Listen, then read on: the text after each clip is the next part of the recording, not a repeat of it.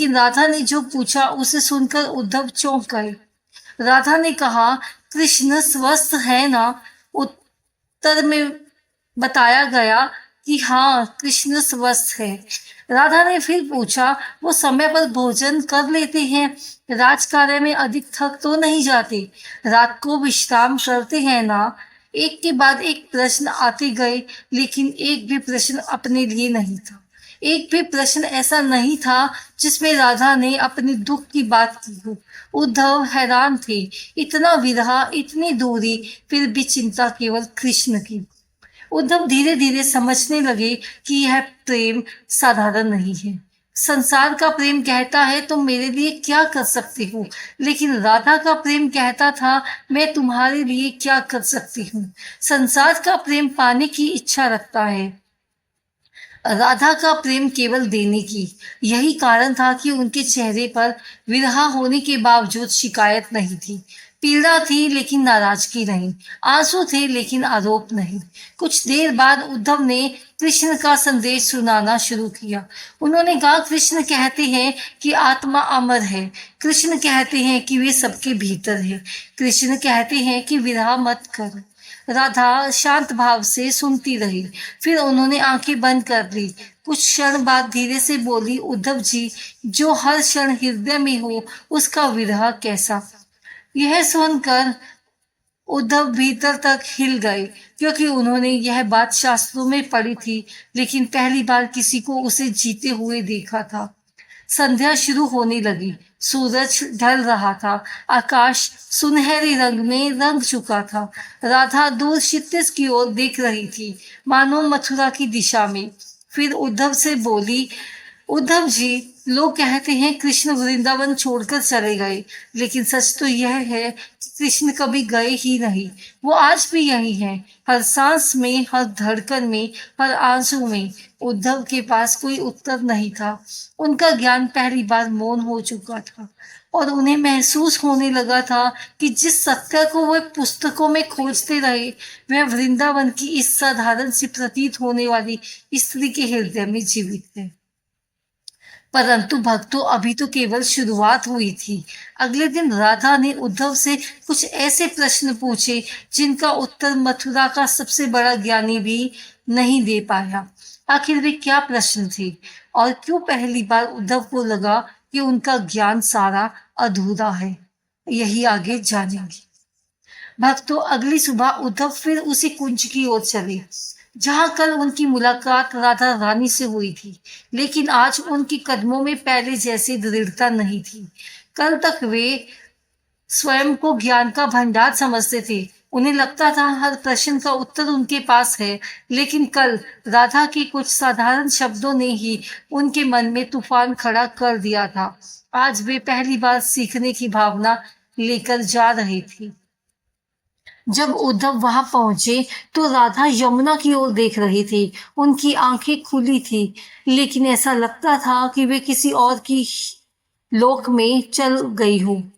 कुछ देर तक दोनों के बीच में सब कुछ मौन रहा। फिर राधा ने धीरे से पूछा, उद्धव जी, आप कृष्ण के बहुत निकट रहते हैं ना? उद्धव ने कहा, जी। तो आप उन्हें बहुत अच्छी तरह से जानते होंगे। उद्धव मुस्कुराए और बोले, हाँ, मैं उन्हें काफी अच्छी तरह से जानता हूँ। राधा ने उनकी ओर देखा। उनकी आंखों में करुणा थी और फिर उन्होंने एक प्रश्न पूछा, उद्धव जी, कृष्ण को सबसे अधिक आनंद किस बात में मिलता है? उद्धव ने तुरंत आंसर किया, धर्म की स्थापना में, अधर्म के नाश में, सत्पुरुषों की रक्षा में। राधा मुस्कुराई, फिर बोली, यह तो भगवान कृष्ण की बात हुई। मैं तो अपने श्याम की बात कर रही हूँ। उद्धव चुप हो गए। उन्होंने कभी इस दृष्टि से सोचा ही नहीं था। उनके लिए कृष्ण ईश्वर थे, लेकिन राधा के लिए कृष्ण प्रेम थी। कुछ देर बाद राधा ने फिर दूसरा प्रश्न पूछा, जब कृष्ण बहुत थक जाते हैं तो क्या करते हैं? उद्धव ने कहा, प्रभु योग में स्थित हो जाते हैं, वे आत्मा में स्थित रहते हैं। राधा मुस्कुराई, फिर बोली, नहीं उद्धव जी, जब मेरे श्याम थकते थे तो यमुना किनारे बैठकर बांसुरी बजाया करते थे और फिर सारी थकान दूर हो जाती थी और वे भूल जाते थे। उद्धव फिर मौन हो गए, क्योंकि राधा कृष्ण को जानती नहीं थी, वे कृष्ण को जीती थी।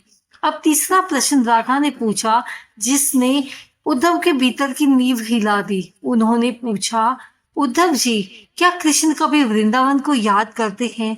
उद्धव तुरंत बोले, कृष्ण सर्वज्ञ है, वे सबको समान दृष्टि से देखते हैं, उनके लिए कोई अपना पराया नहीं है। यह सुनते ही राधा की आंखों में आंसू चमक उठे, लेकिन होठों पर मुस्कान थी। उन्होंने कहा, सही कहा आपने, भगवान के लिए कोई अपना पराया नहीं होता, लेकिन प्रेम में कोई ना कोई सबसे प्रिय अवश्य होता है। यह सुनकर उद्धव का हृदय कांप उठा। उद्धव ने स्वयं को संभाला, फिर वे शास्त्रों की बातें करने लगे। उन्होंने कहा, राधा जी, यह संसार माया है, शरीर नश्वर है, आत्मा ही सत्य है। जो आत्मा को जान लेता है वह दुख से मुक्त हो जाता है। उन्हें लगा अब राधा प्रभावित होगी, लेकिन राधा केवल शांत भाव से सुनती रही। फिर उन्होंने एक प्रश्न पूछा।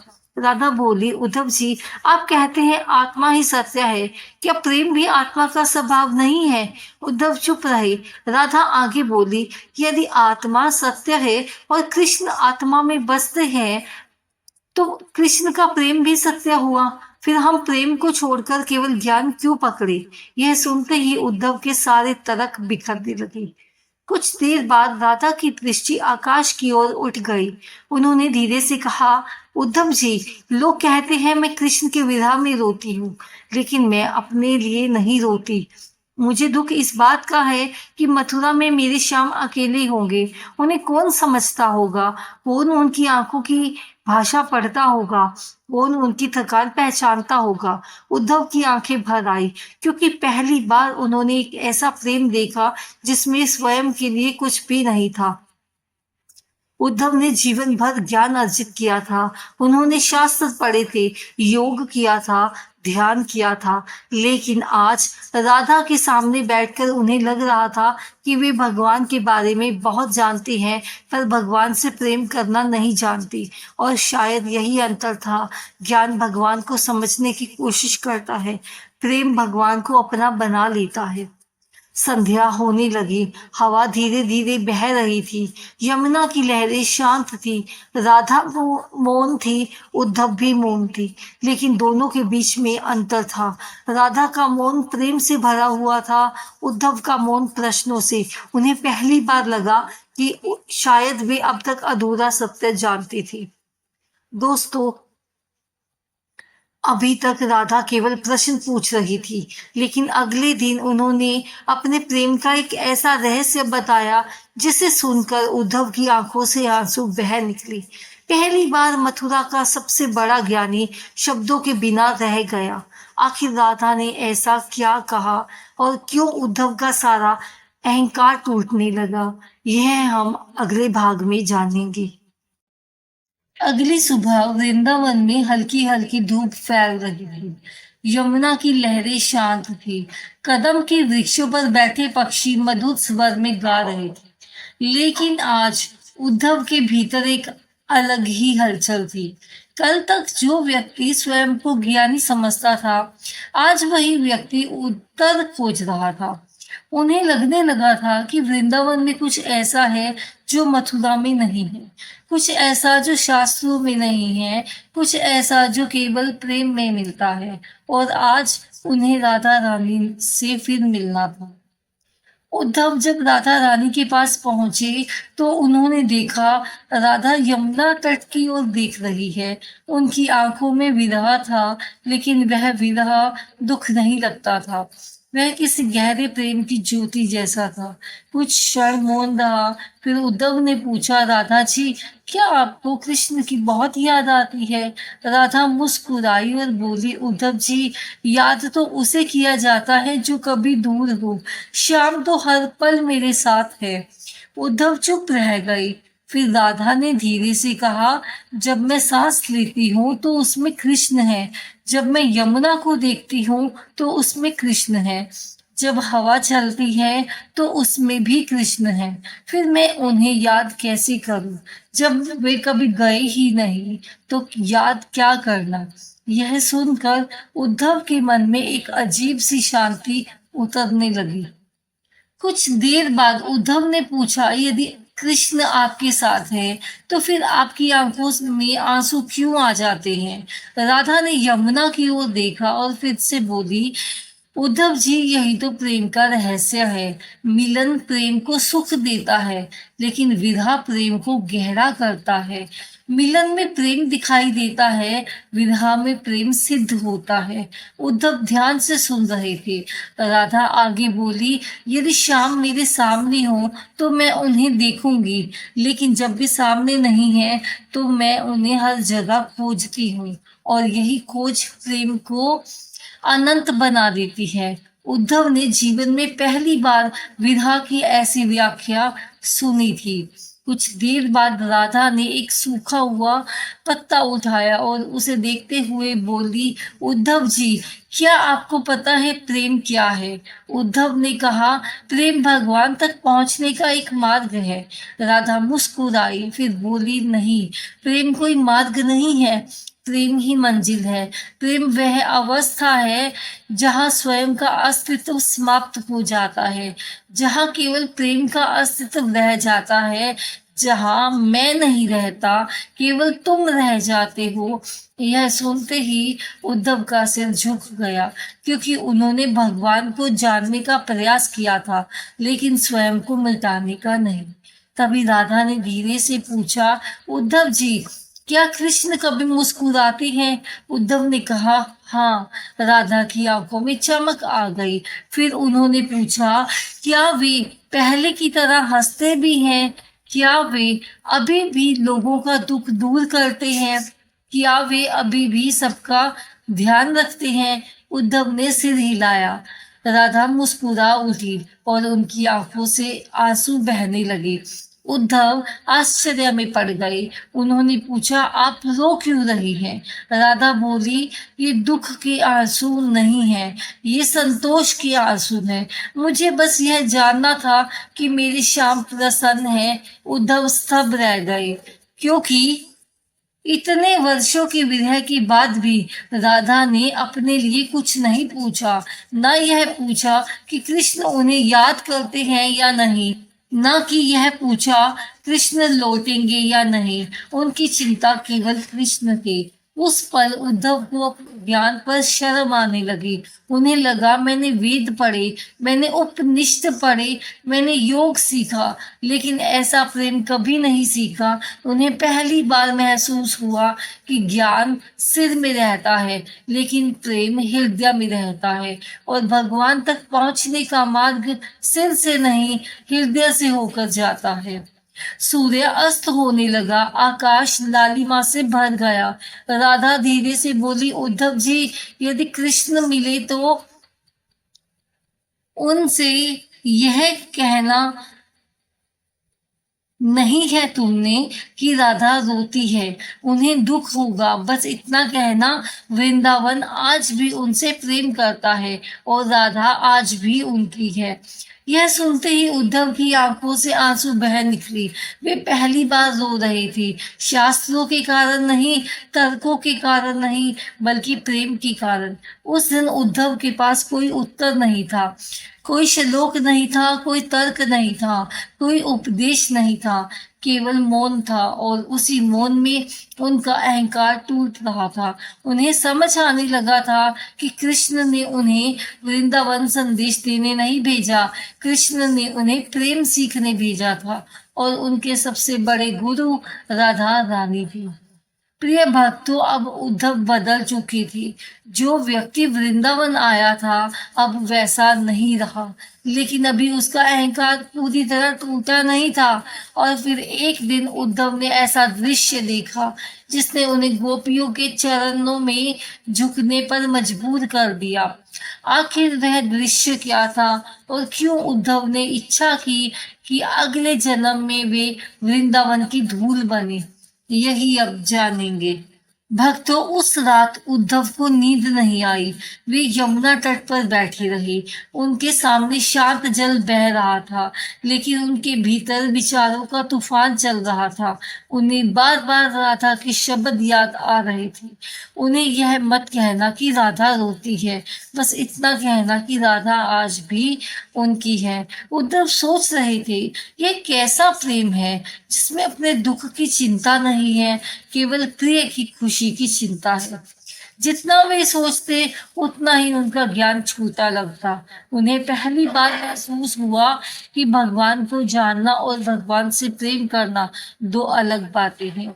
अगले दिन उद्धव फिर वृंदावन की गलियों में निकले। उन्होंने देखा गोपियां अपने अपने कामों में लगी हुई थी, लेकिन उनके हर कार्य में कृष्ण थे। एक गोपी गाय को चारा खिलाते हुए बोली, ऐसे ही कान्हा खिलाया करते थे। दूसरी माखन मदते हुए मुस्कुरा रही थी, अगर शाम होती तो अब तक आधा माखन चुरा चुकी होती। तीसरी यमुना से पानी भरते समय अपने आंसू छिपा रही थी, लेकिन उसके होठों पर कृष्ण का नाम था। उद्धव हैरान थे, इतने वर्षों का विरह फिर भी शिकायत नहीं, इतना दुख फिर भी प्रेम कम नहीं हुआ। दोपहर का समय था। उद्धव एक वृक्ष के नीचे बैठे थे। तभी उन्होंने देखा एक गोपी भागती हुई आई। उसकी आंखों में आंसू थे, लेकिन चेहरे पर खुशी भी थी। वह सबको बता रही थी, आज मुझे सपना आया, मैंने कान्हा को देखा था, उन्होंने मुझसे बात की। यह सुनते ही बाकी गोपियां खुश हो गई। किसी ने ईर्ष्या नहीं की, किसी ने यह नहीं कहा हमें क्यों दिखाई नहीं दिए। सब प्रसन्न हो गई, मानो स्वयं उन्हें कृष्ण मिल गए हों। मानो स्वयं उन्हें कृष्ण मिल गए हों। यही सब महसूस हो रहा था। उद्धव हैरान रह गए, क्योंकि संसार में लोग दूसरों की खुशी से जलते हैं, लेकिन यहाँ दूसरों के मिलन में भी अपना सुख खोज लिया था। उसी शाम उद्धव ने कुछ गोपियों को कृष्ण की बाल लीलाएं याद करते हुए देखा। वे हंस रही थी, रो भी रही थी और फिर भी हंस रही थी। उद्धव ने पूछा, तुम लोग इतने दुख में मुस्कुरा कैसे लेती हो? एक वृद्ध गोपी बोली, उद्धव जी, हमारा दुख भी कृष्ण का दिया हुआ है और हमें वह भी प्रिय है। यह सुनकर उद्धव का हृदय कांप उठा, क्योंकि उन्होंने पहली बार किसी को दुख को भी प्रसाद की तरह स्वीकार करते हुए देखा था। रात को उद्धव अकेले बैठे थे। उन्होंने अपने जीवन को याद किया। वेद, उपनिषद, योग, ध्यान, तर्क, ज्ञान, उन्होंने सब कुछ प्राप्त किया था, लेकिन आज उन्हें लग रहा था कि वे सबसे जरूरी चीज से दूर थे, प्रेम। वे स्वयं से पूछने लगे, क्या मैं कभी कृष्ण से ऐसे प्रेम कर पाया?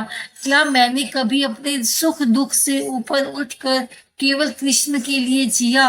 उत्तर में नहीं था, और यही उत्तर उनके अहंकार को तोड़ रहा था। अगले दिन उद्धव ने गोपियों को एक साथ एकत्र देखा। वे कृष्ण के नाम का कीर्तन कर रहे थे। उनकी आंखों से आंसू बह रहे थे, लेकिन चेहरों पर दिव्य आनंद था। उद्धव कुछ देर तक उन्हें देखते रहे, फिर अचानक उनका सिर झुक गया और वे गोपियों के चरणों में प्रणाम करने लगे। सभी गोपियां चौंक गई। उन्होंने कहा, उद्धव जी, आप क्या कर रहे हैं? उद्धव की आंखों में आंसू थे। वे बोले, आज मुझे समझ आया, जिसे मैं ज्ञान समझता था वह केवल शब्द थे, और जिसे मैं साधारण प्रेम समझता था वह स्वयं भगवान तक पहुंचने का मार्ग है। मैं तुम्हारे चरणों की धूल के बराबर भी नहीं हूँ। यह सुनकर गोपियां मौन हो गई। उसी पल उद्धव के हृदय से एक प्रार्थना निकली। उन्होंने आकाश की ओर देखा और कहा, हे प्रभु, यदि मुझे फिर जन्म मिले तो मैं वृंदावन का कोई बड़ा व्यक्ति नहीं बनना चाहता, मैं कोई ऋषि नहीं बनना चाहता, मैं कोई विद्वान नहीं बनना चाहता। मैं तो बस वृंदावन की धूल बनना चाहता हूँ, ताकि इन गोपियों के चरण मेरे ऊपर पड़े। यह कहते हुए उनकी आंखों से आंसू बह निकले और उसी पल उनका सारा अहंकार समाप्त हो गया। जो उद्धव मथुरा से आए थे वे अब वैसे नहीं रहे। वहां एक नया उद्धव खड़ा था, एक ऐसा उद्धव जिसने समझ लिया था कि भगवान को केवल बुद्धि से नहीं पाया जा सकता। भगवान को पाने के लिए हृदय चाहिए, प्रेम चाहिए, समर्पण चाहिए, और यही वृंदावन का रहस्य था। प्रिय भक्तों, अब उद्धव की यात्रा पूरी हो चुकी थी। उन्होंने प्रेम का पाठ सीख लिया था, लेकिन अभी तक एक अंतिम क्षण बाकी था, जब वे मथुरा लौटेंगे और श्री कृष्ण के सामने खड़े होंगे। आखिर कृष्ण उन्हें देखकर क्यों मुस्कुराए, उद्धव ने लौटकर क्या कहा, और क्यों कृष्ण ने बताया कि भक्ति ज्ञान से बड़ी है। अभी इस कथा के अंतिम चरण में यही हम जानेंगे। कई दिन बीत चुके थे। उद्धव अब वह व्यक्ति नहीं थे जो मथुरा से निकले थे। जब वे वृंदावन आए थे तो उनके पास ज्ञान था, लेकिन अब उनके पास प्रेम भी था। जब वापसी का समय आया तो पूरा वृंदावन उन्हें विदा करने आया। गोपियां आई, नंद बाबा आए, यशोदा मैया आई, और दूर खड़ी राधा रानी भी आई। उद्धव की आंखें नम थी, क्योंकि अब वे समझ चुके थे कि वे किसी साधारण स्थान से नहीं जा रहे, वे प्रेम की राजधानी से लौट रहे थे। रथ पर बैठने से पहले उद्धव राधा के पास पहुंचे थे। उन्होंने हाथ जोड़कर प्रणाम किया। इस बार प्रणाम में केवल सम्मान नहीं था, भक्ति भी थी, विनम्रता भी थी।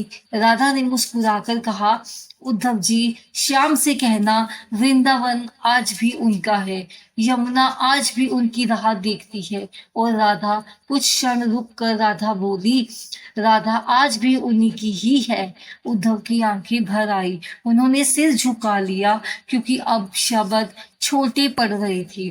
कई दिनों की यात्रा के बाद उद्धव मथुरा पहुंचे। महल वैसा ही था जैसा पहले था, सभा वैसी ही थी, लोग वैसे ही थे, लेकिन उद्धव बदल चुके थे। जैसे ही वे राजमहल पहुंचे, उन्होंने देखा कृष्ण पहले से ही उनकी प्रतीक्षा कर रहे थे। उनके चेहरे पर वही रहस्यमयी मुस्कान थी, जिसे देखकर कभी उद्धव कुछ समझ नहीं पाते थे, लेकिन आज उन्हें वह मुस्कान समझ आने लगी। कृष्ण ने आगे बढ़कर पूछा, उद्धव, वृंदावन की यात्रा कैसी रही? कुछ पल तक उद्धव कुछ बोल ही नहीं पाए। उनकी आंखों में आंसू आ गए। कृष्ण मुस्कुराते रहे, फिर बोले, क्या हुआ उद्धव, तुम इतने शांत क्यों हो? उद्धव ने कांपती आवाज में कहा, प्रभु, मैं हार गया।